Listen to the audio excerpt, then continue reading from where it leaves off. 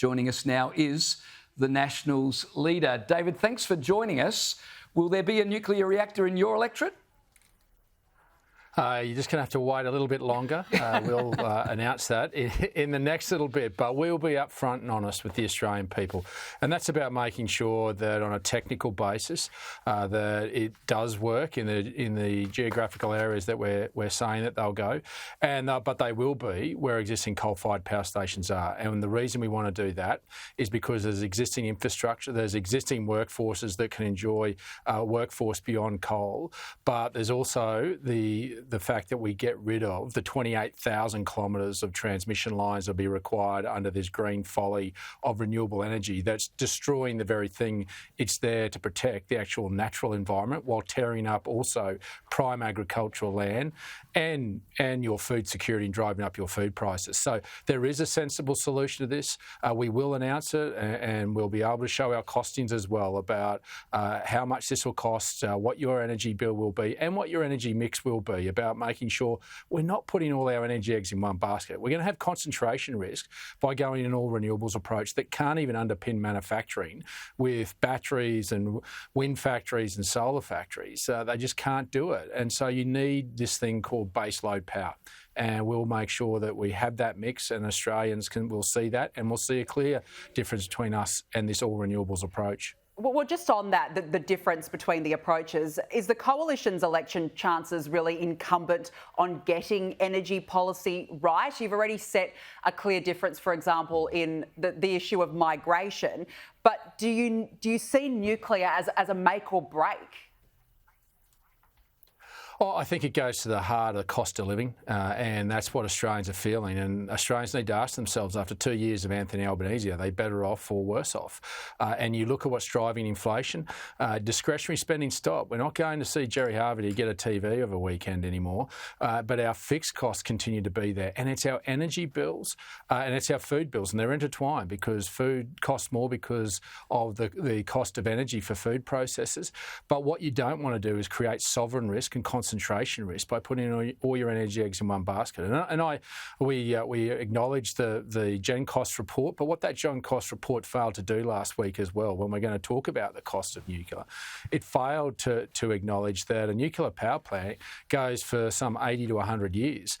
These wind turbines and solar panels are somewhere between 5 and 15. There'll be 4 to 5 times turnover of those, and you can't use the same concrete pylons for these wind turbines that you do for a nuclear power plant. And it also doesn't take into account the energy mix that we put in place, because CSIRO doesn't know what our energy mix that we'll announce, and that means that we'll have nuclear power plants running at greater capacity, 90% plus. That's how you drive the cost down. That's how the Canadians drove it down.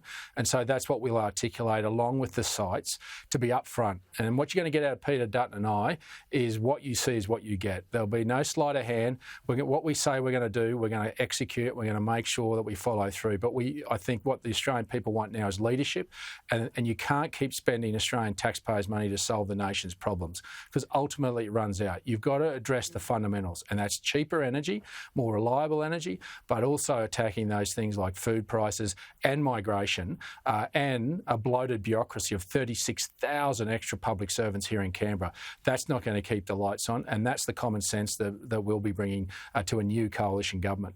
David, can I ask you this? There's been a suggestion by one Coalition MP that there could be financial incentives for people living in electorates where a nuclear reactor will be placed. Is that on the table?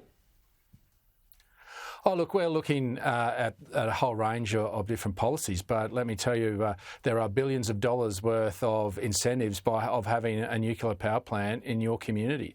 The jobs that will come from this, the high-paying jobs that'll be, in many cases, higher paid than what a current coal-fired power station is. But many of those expertise are transferable. So you've got to understand this will be a significant investment in these regional areas and for those areas that have coal-fired power stations. restrictions. As they slowly sweat out, what will happen is that there's an opportunity for some of those to switch over. And that's the common sense solution that takes away all this pain that regional Australians are feeling. I just say to everyone that lives in a city tonight, just please appreciate that if you want to go down this renewables approach and you want to reduce the emissions the way that this government is asking, just understand the burden you're asking regional Australians to bear.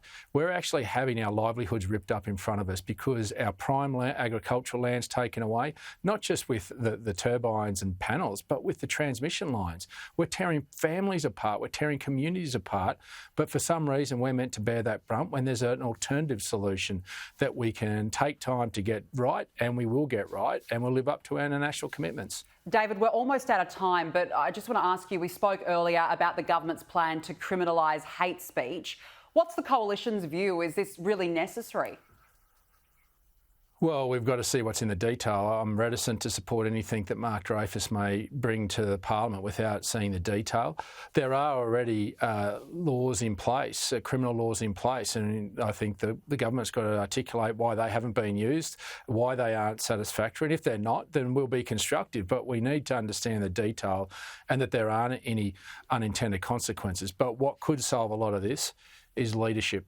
The Prime Minister standing up and showing strength of leadership to the Jewish community in this country, that we are not going to tolerate those sorts of comments that we have seen history show a slow and arduous and horrific march towards the horrific death of a race of people. This is something that we need to stamp out in this country, and political leaders, including myself, need to stand up and call out those that want to do that, but also religious leaders that don't stand up and support the Jewish community and say this is abhorrent and we're not going to accept it.